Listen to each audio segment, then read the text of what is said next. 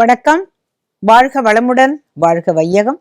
வையத்து மாந்தர் அனைவரும் இறை அருளால் எல்லா நன்மைகளும் பெற்று என்றென்றும் மகிழ்ச்சியா இருக்கணும்னு வாழ்த்துறோங்க. இன்னைக்கு எதை பத்தி பேசணும், யாரை பத்தி பேசணும், பிள்ளையாரப்பன் என்ன எழுதி போட்டு விட்டு அவர் பாட்டு ஊஞ்சலாடிட்டு இருக்காருன்னு எனக்கு புரியல. ஓ, எம்பார் சுவாமிகள். எம்பார் அப்படிங்கிற வார்த்தை எல்லாருக்கும் தெரிஞ்சிருக்கும் இல்லையா? இவர் யாரு அப்படின்னு கேட்டாக்க, மதுரமங்கலம் அப்படிங்கிற ஊர்ல கமல நயன பட்டர் அவருக்கும் ஸ்ரீதேவி அம்மாளுக்கும் திருக்குமாரராக கோவிந்த பெருமாள் அப்படிங்கிற பேர்ல பிறந்தார். தை மாசம் புனர்பூச நட்சத்திரத்தில் அவதரித்தார். இவர் யாரு அப்படின்னு கேட்டாக்க, எம்பெருமானாராகிய ராமானுஜருடைய சிரத்தையார்னு சொல்லுவாங்க. அந்த காலத்துல சிரத்தையார் அப்படிங்கிறது சிறு தாயார அப்படி சொல்லுவாங்க. சிறு தாயாருடைய சித்தியுடைய பிள்ளை.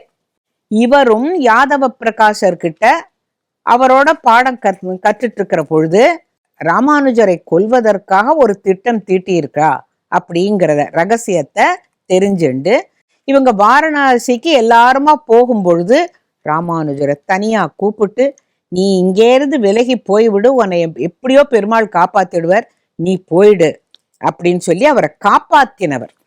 இவங்க வாரணாசிக்கெல்லாம் போயிட்டு திருப்பி வர வழியில காளஹஸ்திக்கு வந்த போது அவருக்கு என்னமோ அங்க இருந்த காளஹஸ்தி சிவன் மேல ஒரு அன்பு மேலிட்டு அங்கேயே இருந்து பூஜை பண்ண ஆரம்பிச்சுட்டார். அங்கிருந்து அவர் வரணும்னே அவருக்கு தோணல. அதாவது பக்தி இருந்தது, அது எந்த ரூபத்தில் எந்த இறைவன் மீது காட்டலாம் இல்லையா, தப்பு இல்லையே. ஆனா எம்பெருமானார் நினைச்சாராம், இவர் அங்க என்ன பண்ணிட்டு இருக்கார், அவர் இங்க என்ன அழைச்சிட்டு வரணும் அப்படின்னு சொல்லிட்டு பெரிய திருமலை நம்பிகள்கிட்ட சொல்லி, நீங்க போய் அவரை பக்குவமா சொல்லி அழைச்சிட்டு வாங்கோ, அவர் சிவ பூஜை பண்ணிட்டு இருக்காருனாக்க அவரை இந்த பக்கம் வரத்துக்கு என்னோட வந்து சேர்றதுக்கு நீங்க ஏதானு பண்ணுங்கோன்ன பொழுது அவர் சமயம் பார்த்துட்டு இருந்தாராம். பெரிய திருமலை நம்பிகள் அங்க போன பொழுது இவர் நந்தவனத்தில் பூ பறிக்கும் பொழுது அவர் கிட்ட போய், இந்த பூவும் பூசனையும் நாராயணருக்கு அல்லவோ ஒக்கும் அப்படின்னு சொன்ன பொழுது அவருக்கு ஏதோ ஒரு பொறி தட்டித்தான். நான் இங்க என்ன பண்ணிட்டு இருக்கேன், என்னுடைய பிறவிக்கு உண்டான பயன் நான் அங்க அல்லவோ இருக்கணும் சொல்லிட்டு அவர் கூடவே வந்து பெரிய திருமலை நம்பிகளையே ஆசானாக ஏற்றுக்கொண்டு அங்கேயே இருந்தாராம். அவருடைய வாய் மொழிகளை கேட்டுக்கொண்டு அவருக்கு சிசுருஷையெல்லாம் பண்ணிண்டு அங்கேயே இருந்தாராம். அப்ப எம்பெருமானார் ஒரு தரம் அவர்கிட்ட, பெரிய திருமலை நம்பிகள் கிட்ட ராமாயணம் கத்துக்கணும் அப்படிங்கிறதுக்காக திருப்பதிக்கு வந்தார். திருப்பதி மலைக்கு ஏறல, நான் கீழ் திருப்பதியிலேயே இருக்கேன், எனக்கு நீங்க அங்க வந்து ராமாயணம் சொல்லுங்கோன்னு சொல்லிட்டு ராமாயணம் கத்துன்னு இருக்கும் பொழுது ஒரு நிகழ்ச்சி நடந்தது. நான் இதை சொல்றதெல்லாம் எதுக்கு அப்படின்னு கேட்டாக்க, குரு பக்திக்கு எடுத்துக்காட்டு எம்பார் சுவாமிகள். அதாவது இதுதான் குரு பக்தி அப்படிங்கிறத ஒரு நிர்ணயிச்சு நமக்கெல்லாம் குரு பக்தி இருக்கு.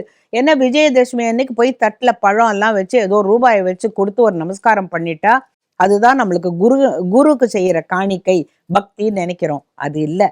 குரு பூர்ணிமா அன்னைக்கு மட்டும் நமஸ்காரம் பண்ணினா போராது, மனசுக்குள்ள குருவை தெய்வமாக கொண்டாட வேண்டும். இப்ப நான் அந்த கீழ் திருப்பதியில என்ன நடந்ததுன்னா, பெரிய திருமலை நம்பிகளுக்கு இந்த கோவிந்த பெருமாள் படுக்க போட்டு இப்படி கையால அமுக்கி பார்க்கிற, தான் படுத்துண்டு பார்க்கிற.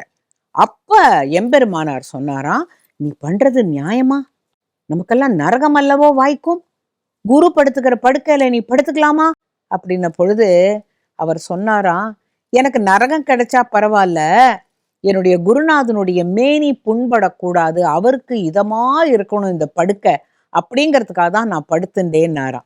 இந்த மாதிரி ஒரு குரு பக்தி நம்ம இது வரைக்கும் கேட்டிருக்கவே மாட்டோம். எம்பாருடைய பக்திக்கு ஈடே இல்லை அப்படின்னு சொல்லுவா.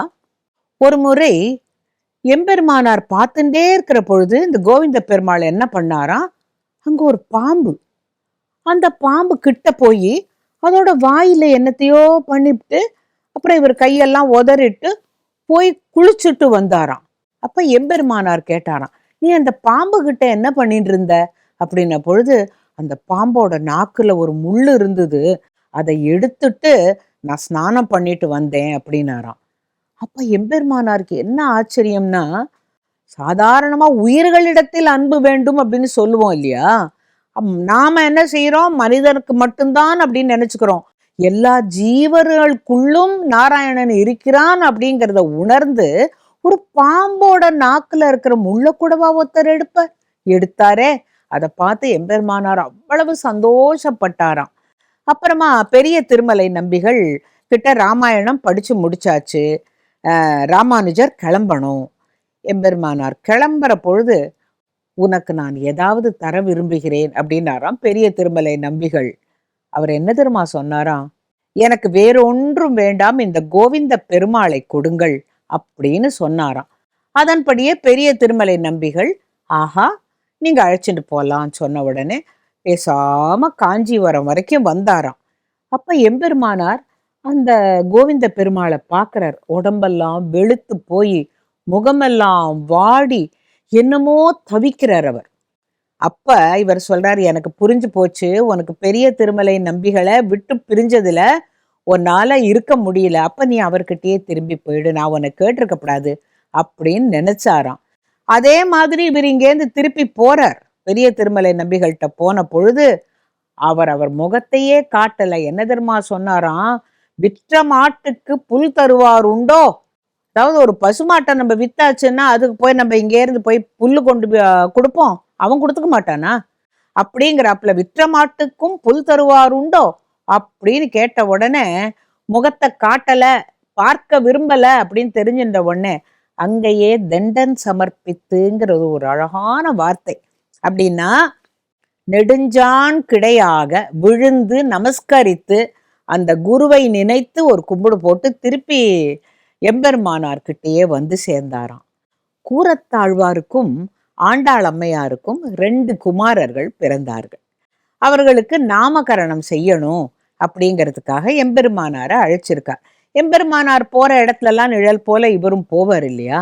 அப்ப சொன்னாராம், கோவிந்த பெருமாள், நீ போய் அந்த 2 குழந்தைகளையும் எடுத்துட்டு வா, பேர் வைக்கணும், நாமகரணம் பண்ணணும் அப்படின்னு எம்பெருமானார் சொன்ன பொழுது இவர் போய் அந்த 2 குழந்தைகளையும் வாரி எடுத்து கொண்டு அந்த குழந்தைகளுக்கு ரட்சையாக இருக்கணும்னுட்டு துவய மகா மந்திரத்தை அந்த பச்சை குழந்தைகளுக்கு உபதேசம் பண்ணினதுனால எம்பெருமானார் இதை பார்த்துட்டே இருந்தாராம். என்ன அப்படின்ன பொழுது, இல்லை குழந்தைகளுக்கு ரட்சைக்காக துவய மந்திரம் சொன்னேன் இந்த குழந்தைகளுக்கு அப்படின்ன பொழுது, நீதான் அவர்களுக்கு குருவாக இருந்து அவர்களுக்கு எல்லாவற்றையும் சொல்லித்தர வேண்டும்னு எப்போ பிறந்த குழந்தைக்கு யார் குருங்கிறத எம்பெருமானாரே நிர்ணயிச்சு, அதனாலதான் பராசர பட்டரும் வியாசபட்டரும் பின்னால் பெரிய சிஷ்யர்கள் ஆனார்கள் அப்படிங்கிறது வரலாறு. ஒரு முறை ஒரு அரையர் சேவை காட்டின்னு இருந்தாராம். அதாவது எந்த ஒரு பாசுரத்துக்கும் அபிநயம் பிடிக்கிறதுங்கிறது ஒண்ணு உண்டு. அப்ப அந்த அரையர் என்ன பண்ணாராம், கிருஷ்ணர் இந்த குழந்தைகளெல்லாம் பயமுறுத்தினார் அப்படிங்கிறதுக்கு இப்ப எப்படி காட்டியிருந்திருப்பார்? கிருஷ்ணர் இப்படி பயமுறுத்தினார், விழித்து பார்த்தார் அப்படின்னு அவர் அரையர் காட்டின பொழுது இவர் சொன்னாராம், இங்க சைகையிலே எப்படி காட்டாராம் எம்பார், அது இல்ல, அவன் சங்கும் சக்கரமும் தடக்கைய காட்டின உடனேவே குழந்தையெல்லாம் பயந்து போயிட்டாங்கிறது தான் சரியா இருக்கும்னு சொன்னாராம். உடனே அந்த அரையர் தன்னுடைய அந்த அபிநய முத்திரையெல்லாம் மாற்றிக்கொண்டு கண்ணன் சங்கு சக்கரத்தை காட்டி குழந்தைகளை பயமுறுத்தினான் அப்படின்னு காட்டின பொழுது அது ரொம்ப ஏற்புடையதாக இருந்தது. அதே போல ஒரு முறை திருவாய்மொழிக்கு சொல்லிட்டு இருக்கார் ராமானுஜர். சொல்லிட்டு இருக்கும் பொழுது யாரோ என்ன ஒரு இடத்துல மடித்தேன் அப்படிங்கிற வார்த்தை, இதுக்கு நம்ம என்ன சொல்லணும் அப்படின்னு அவர் யோஜனை பண்ணும்போது சில சமயம் நமக்கு தோணும் தெரியுமா, நமக்கு பின்னால யாரோ நம்மளை பார்த்துட்டு இருக்கான்னு ஒரு ஃபீலிங் வரும் தெரியுமா? அது போல எம்பெருமானாருக்கு வந்து அப்படி திரும்பி பார்த்தா அந்த கதவு கிட்ட அவர் நின்னுண்டு மடித்தேன் என்கின்ற வார்த்தைக்கு என்ன சொல்வது என்று பார்த்து கொண்டிருக்கிறீர்களா அப்படின்னு கேட்டாராம். ஆக குருவனுடைய மனசுல என்ன ஓடுறதுங்கிறது எத்தனை பேருக்கு முடியும்? அந்த குரு பக்தி 100% இல்ல 1000% இருந்தாதான் அவருடைய மனசுல என்ன ஓடுறது அப்படிங்கிறத சொல்லிக்க முடியும் இல்லையா? ஒரு சமயம் இந்த எம்பார் வியாக்கியானம் பண்ணிட்டு இருந்த பொழுது, பெரியாழ்வாருடைய பாசுரத்துக்கு அவர் விளக்கம் சொல்லிட்டு இருந்த பொழுது, சாயை போல் பாட வல்லார் அப்படின்னு ஒரு ஒரு ஒரு ஃப்ரேஸ், அதுக்கு என்ன அர்த்தம்னு அவர் சொல்றதுக்கு முன்னால கொஞ்சம் யோஜனை பண்ணிட்டு, நான் இந்த வார்த்தைக்கு எம்பெருமானார்கிட்ட நான் அர்த்தம் கத்துக்கலையே அப்படின்னாராம். எல்லாரும் இதுக்கு என்ன பொருள் அப்படின்னு கேட்ட பொழுது, சாயை போல் பாட வல்லார் அப்படின்னா என்ன அப்படின்னுட்டு அவர் ஒரு நிமிஷம் கூட யோஜனை பண்ணல. எம்பெருமானாருடைய அந்த பாதுகைகளை தலையில வச்சுட்டாராம்.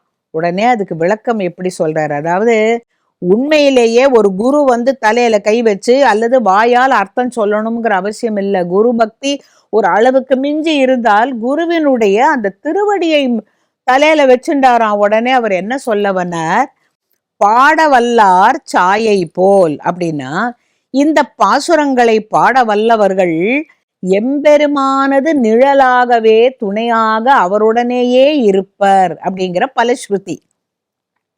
இப்ப நாம எப்படி எம்பெருமான் கூடவே இருக்க முடியும் அப்படின்னாக்க, இந்த பாசுரங்களை பாடினால் நீ எம்பெருமானது சாயை போல, மகாவிஷ்ணு எங்க இருக்காரோ அவருடைய நிழலை போல அவருடைய பாத கமலங்களிலேயே இருப்பாய் அப்படிங்கிற ஒரு விளக்கம் சொன்ன பொழுது எல்லாரும் ஆச்சரியப்பட்டாளாம். எப்படி இந்த ஒரு வரிக்கு நான் அவர்கிட்ட கத்துக்கலன்னு சொல்றார், ஆனா எந்த நேரத்தில் எம்பெருமானாருடைய திருவடிகளை தன்னுடைய தலையில வச்சிருந்தாரோ அவருக்கு என்ன சொல்லணுங்கிறது அப்படியே புரிக்கிறதே.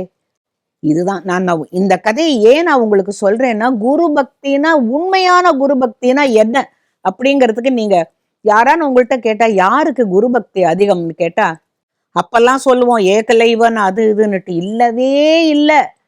எம்பார் ஒருவர் தான் உண்மையான பக்தர், உண்மையான ஒரு குரு பக்திக்கு எடுத்துக்காட்டாக இருக்கிறார்.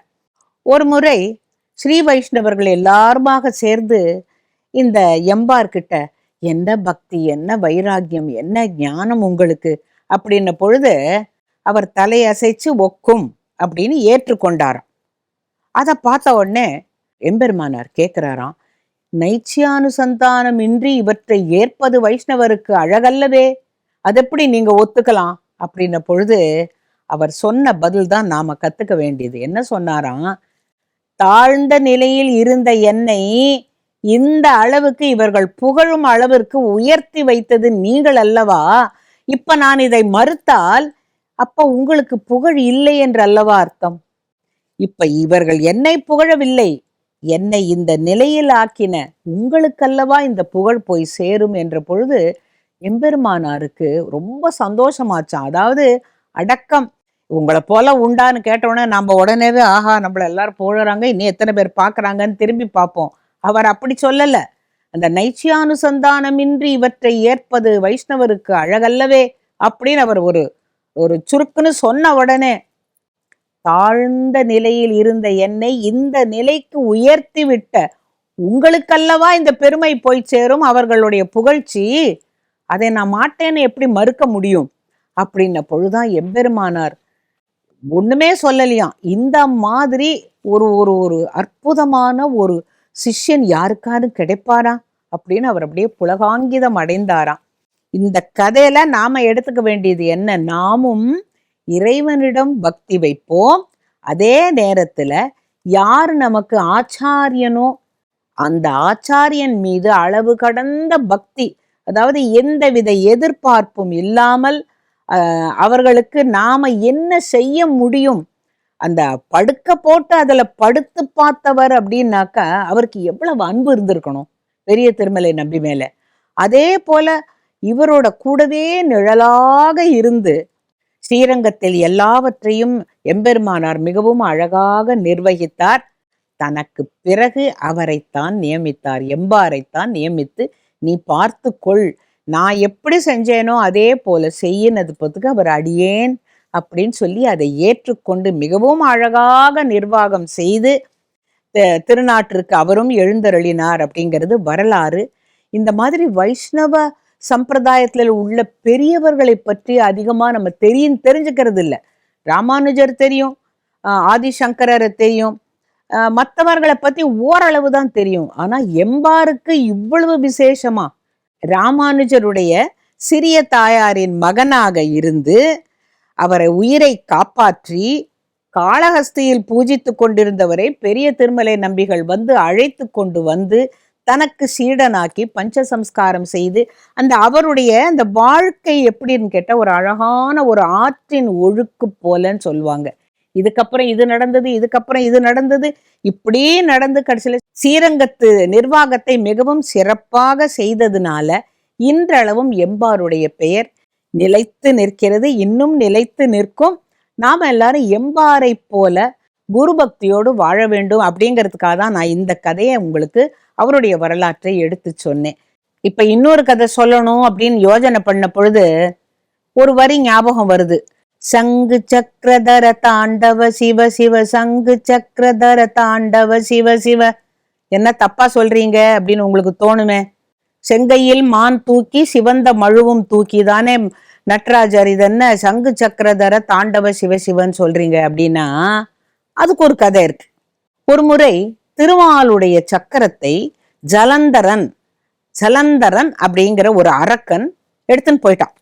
எவ்வளவு முயற்சி செய்தும் அவன் அந்த சக்கராயுதத்தை தரமாட்டேன்னு வச்சுன்னுட்டான்.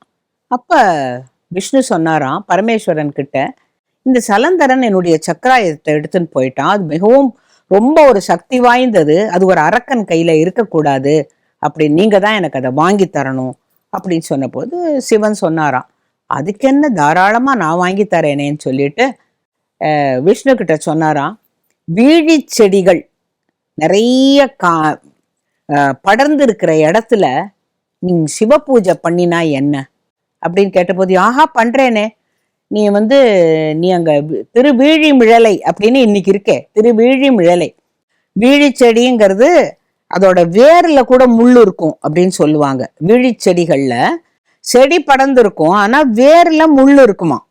அந்த திருவீழிமிழலைங்கிற இடத்துல நீ எனக்கு சிவ பூஜை பண்ணினேன்னாக்கா நான் உனக்கு அந்த செலந்தரன் கிட்டேருந்து வாங்கி தரேன்னு சொன்னாராம் விளையாட்டா. அத திருமால் ரொம்ப அப்படி தலைமேல ஏத்துக்கொண்டு அங்க ஒரு தீர்த்தம் பண்ணினாராம். ஒரு தீர்த்தம் உருவாக்கி அதுல தாமரை பூக்களை எடுத்து ஒவ்வொரு நாளும் 1000 தாமரைகளை போட்டு பூஜை பண்ணாராம்.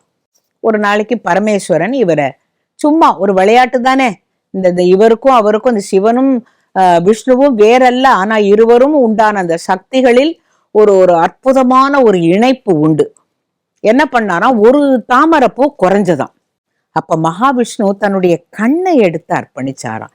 ஏன்னா அவருக்கு கமல நயனன்னு பேர் இல்லையா, கமல நயன வாசுதேவ கரிவரத மாம்பாகின்னு பாடுறோமே, அந்த ஒரு கண்ணை எடுத்து அப்படி அர்ப்பணிச்ச பொழுதுதான் சிவன் தோன்றி, இல்லை இல்லை இது நான் செஞ்ச திருவிளையாடல் தான் இருன்னு சொல்லிட்டு ஜலந்தரனோடு போரிட்டு அந்த சக்கராயுதத்தை கையில் கொண்டு வந்து கொடுத்ததாக வரலாறு. இப்ப இதுக்கு இவர் சங்கு சக்கரம் நட்ராஜர் வச்சுட்டு எப்படி ஆடினார் அப்படின்னாக்கா, தஞ்சை பெரிய கோயில்ல இந்த வெற்றிவேல் முருகன் சந்நிதி இருக்கு, அங்க ஒரு தூண்ல பாத்தீங்கன்னா ஒரு பாம்பு இருக்கும். இந்த பாம்பு இப்படி சுத்தி இருக்கும். இந்த பாம்புல ஒரு நட்ராஜர் இப்படி ஆடின்னு இருப்பார். இந்த கையில சக்கரம், இந்த கையில சங்கு இருக்கும். அந்த சிற்பம் இருக்கு. இன்னைக்கும் நீங்க போய் பாக்குற பொழுது இந்த கதையெல்லாம் பொய்ன்னு சொன்னாக்கா அப்ப ராஜராஜன் காலத்துல செதுக்கி இருக்காங்கன்னா இந்த கதை அவங்களுக்கும் தெரிஞ்சிருக்கணும் இல்ல. ஆக சக்கராயுத தந்த அந்த இறைவனுக்கு சக்கராயுதேஸ்வரர் அப்படின்னு சொல்றாங்க. சக்கரத்தை மீண்டும் திருமாலுக்கு பெற்று கொடுத்ததனால் அந்த சிவனுக்கும் விஷ்ணுக்கும் உண்டான இணைப்பும் அந்த ஒரு அன்பும் உலகத்துல எல்லார்கிட்டையும் நம்ம நிலவணுங்கிறதுக்காக தான் இந்த கதையை சொன்னேன். ஆக மொத்தம் இரு மாபெரும் சக்திகள் இணைவதனால்தான் இந்த உலகம் இன்றளவும் இயங்கிக் கொண்டிருக்கிறது. நமக்குள்ள இந்த பேதம் வேண்டாம் அப்படிங்கிறது தான் இந்த மாதிரி கதைகள் நமக்கு காட்டுகின்ற மிகப்பெரிய உண்மை. அந்த சுவாமிக்கு மாலுக்கு சக்கரம் இந்த ஈஸ்வரர் அப்படின்னு பேரு. இதே சிலை மதுரை மீனாட்சி அம்மன் கோவில்லையும் இருக்கு. இதெல்லாம் நீங்க ஒரு கோயிலுக்கு போறீங்க, நேர போறீங்க, சுந்தரேஸ்வரரை பார்ப்பீங்க, மீனாட்சியை பார்ப்பீங்க, சித்தரை பார்ப்பீங்க, துர்கையை பார்ப்பீங்க, அப்படியே நவகிரகத்தை சுத்திண்டு வந்துருவீங்க. அங்க ஒரு தூண்லயும் ஒரு வரலாறே இருக்கு. அதைத்தான் நீங்க பார்க்கணும். அதாவது ஒரு ஒரு தூண்லயும் திருவிளையாடல் மட்டும் இல்ல, மத்தபடி சிவபுராணத்துல இருக்கிற பல கதைகளும் அப்படியே சிற்ப வடிவில இருக்கு. எப்ப நேரம் கிடைக்கிறதோ போய் கொஞ்ச நேரம் ஸ்பெண்ட் பண்ணி இது எல்லாத்தையும் பார்த்து ரசிக்கணும். கூடவே குழந்தைகளை அழைச்சுன்னு போனா அவங்கள்ட்ட சொல்லணும், பாரு இந்த இந்த இந்த சிற்பத்தை பாரு, இது என்ன கதை தெரியுமா அப்படிங்கறத ஒன்னொன்னும் சொல்லணும். ஆக ஒரு ஒரு கோவிலுக்கும் ஒரு ஒரு தனி சிறப்பு. இன்னைக்கு முதல்ல குருவை பத்தி பார்த்தோம், குரு பக்தியை பத்தி பார்த்தோம், அப்புறம் மகாவிஷ்ணுவுக்கு சக்கரம் கிடைத்தது பத்தி பார்த்தோம். இப்படி பல கதைகளை நம்ம இந்த பிள்ளையார் பெட்டியில பார்த்துட்டே இருக்கோம், இன்னும் பார்க்க போறோம். இந்த கதைகள்லாம் உங்களுக்கு எந்த அளவுக்கு பிடிச்சிருக்குங்கிறத நீங்க எங்களுக்கு எடுத்து சொல்லணும். அப்பதான் எங்களுக்கு தெரியும், நாங்க இன்னும் ஊக்கமா இன்னும் நிறைய கதைகளை தருவோம். இந்த கதைகளை கேட்கறதுனால உங்களுடைய வாழ்க்கையில் எந்தெந்த கிரகங்கள் உங்களை படுத்துகிறதோ அதெல்லாம் தன்னால விலகி நீங்க எல்லாரும் நல்லா இருக்கணும்னு வாழ்த்துறோங்க.